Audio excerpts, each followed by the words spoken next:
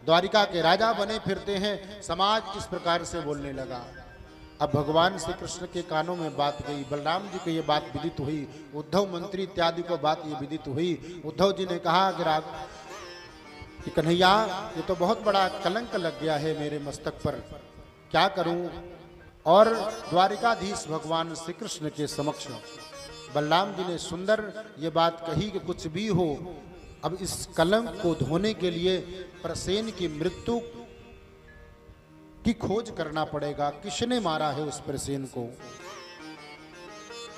और उस मणि को खोज करके सत्राजित को वापस लौटाना होगा। भगवान द्वारिकाधीश भगवान श्री कृष्ण और बलराम जी उस वन की ओर जाते हैं जहां प्रसेन गया था। भगवान गंभीरता से देखने लगते हैं, वहीं पर एक शेर की लाश पड़ी हुई है और उसी लाश के बगल में उन्होंने ऐसा देखा कि भालू के पंजों के निशान बने हुए हैं। भगवान अंतर्यामी है, तुरंत उस बात को समझ जाते हैं।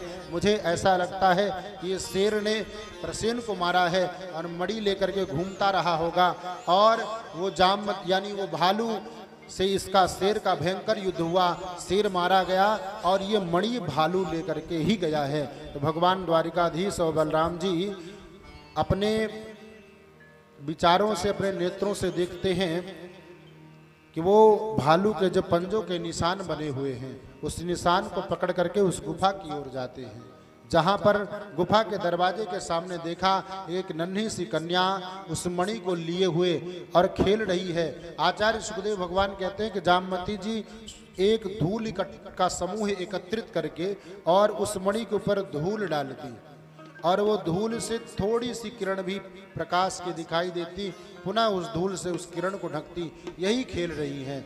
अब इधर द्वारिकाधीश भगवान श्री कृष्ण ने कहा, देवी आपका परिचय। जामवती जी ने कहा, मेरा नाम जामवती है, ये खिलौना मुझे दे दीजिए।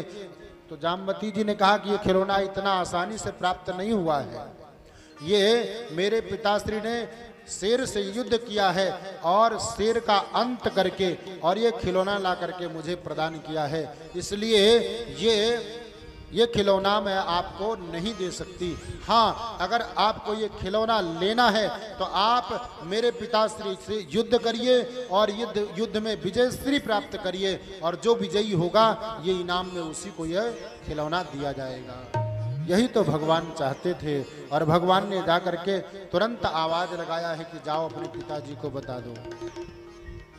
आज जामवती जी दौड़ करके गई, पिताश्री दो बालक आए हुए हैं और गुफा के दरवाजे पर खड़े हैं, उनके साथ दो चार मंत्री दीवान दरबान हैं और वो इस मणि को मांग रहे थे। आज मैंने बात में मैंने जिद कर दिया कि ये मणि उसी को प्रदान की जाएगी जो युद्ध करेगा, जो मेरे पिताश्री से विजय श्री प्राप्त करेगा, ये मणि उसी को मैं प्रदान करूंगी।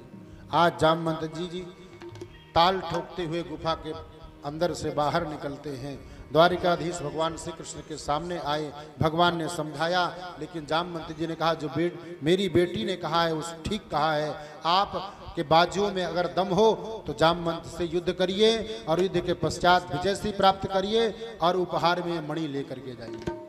आज भयंकर युद्ध छिड़ गया है। श्रीमद् भागवत में वर्णन है 27 दिन तक युद्ध चला है। द्वारिकाधीश भगवान श्री कृष्ण का और जामवंत जी का 27 दिन तक युद्ध चला है।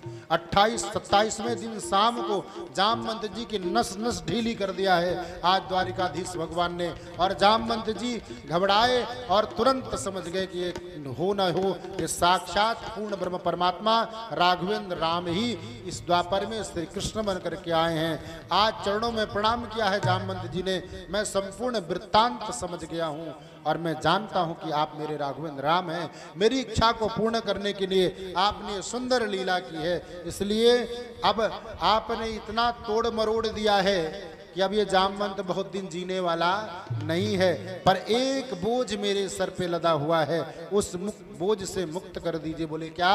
बोले मेरी पुत्री जामवती हैं, उनका पाणी ग्रहण संस्कार कर लीजिए, क्योंकि मैं तो मरने वाला हूँ। मेरी इच्छा भी आपने पूर्ण कर दी है, मेरा अंत हो जाएगा और मैं यहाँ से चला जाऊँगा। मेरी पुत्री का विवाह नहीं हुआ, ये अपराध मुझे लगेगा, इसलिए आप कृपा करके और मेरी पुत्री का हाथ अपने हाथ में स्वीकार करिए, यानी पाणी ग्रहण संस्कार करिए, और उसके दहेज में, उसके बदले में, उपहार के रूप में ये मणि ले लीजिए। भगवान द्वारिकाधीश ने कहा विवाह तो कर सकता हूं लेकिन मणि लूंगा तो समाज, लेकिन कोई बात नहीं, जब तक आपसे मणि लूंगा नहीं, आप मुझे दीजिए और मैं सत्राजित को वापस कर दूंगा। जामवंत जी ने वही किया। जामवती जी का द्वितीय विवाह गिनते जाइएगा।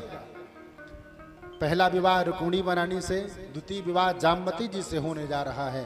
द्वितीय विवाह जामवती जी से द्वारिकाधीश भगवान श्री कृष्ण का सानंद संपन्न हुआ और वो मणि दे दिया जामवती जी ने, और इधर वो मणि ले जाकर के द्वारिकाधीश भगवान श्री कृष्ण ने किसको लौटा दिया? सत्राजित को।